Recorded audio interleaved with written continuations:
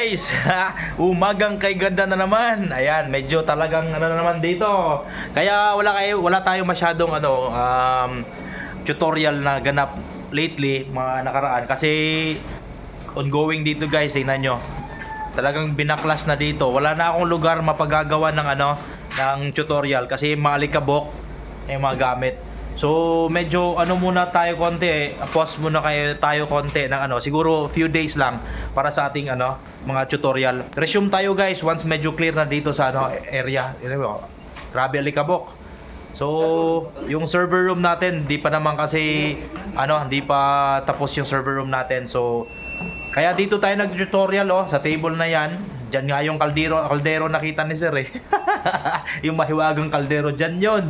So, sa ngayon, wala din yung kaldero kasi malikabok. Ayan. So, mangyayari guys, may nagtatanong, pagbigyan natin to konti guys, singit natin to. Eto guys, sabi niya, ano daw yung gamit namin na mga, yung mga pang fusion, pang dugtong, ano yung mga closure na gamit namin. So, yung gamit namin, pagka, malaki ang deployment, andyan yung yung closure natin, meron sa bodega mon. Pasuyo ka mon, isa, pasuyo.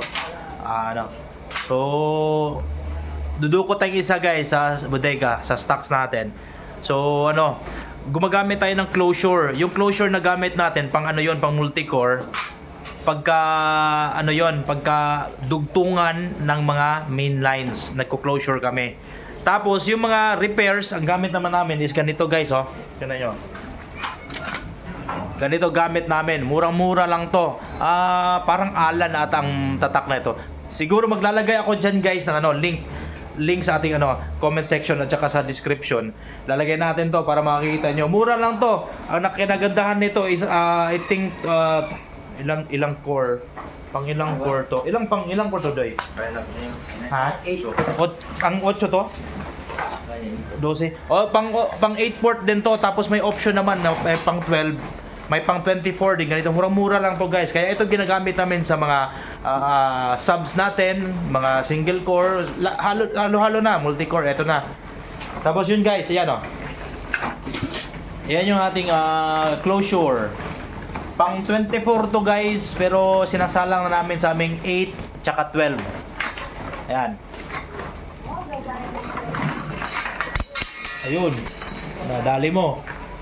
So dito, pakita mo yung insulation niya mon. Ang ginagawa ng iba, 'di ba? Naglalagay silang shrinkable tube pag sila. Ay itong insulation nito. Rubber insulation. Asan 'yon? Rubber insulation niya. Ayan. Isa din to, kasi sabi niya bakit daw walang yung closure natin, ba't di tayo nagamit ng ng tawag na ito, shrinkable tube. Pero ito, magandang klase ito guys magandang klase ito na na closure. Kaya siguro lalagay na rin natin tong link dito sa gano'n ka kapal. Yan. Bubutasan pa to mon? Oo. So, ang ginagandahan na ito, depende sa sa kable nyo, kung gaano kalaki. Ito is talagang wala pang butas, Ayan, yung rubber sealant niya. Bubutasan nyo lang to ng konti para maipasok nyo yung kable nyo. Yan yun, ito.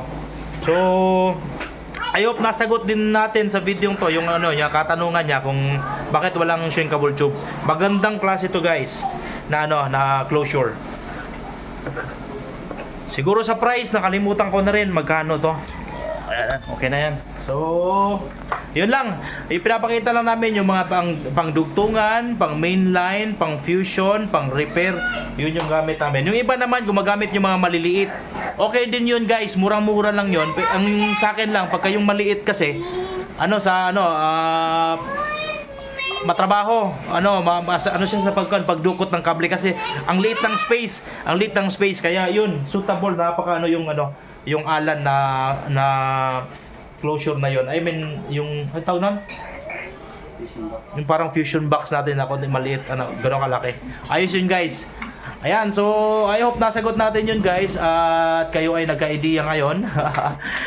Umagang kay ganda na naman mga kapatid. Oh, shoutout muna. Mon. Shoutout mo! Mon, ano? Shoutout sa lahat ng client ng Air Fiber. Ayan, guys, peace out.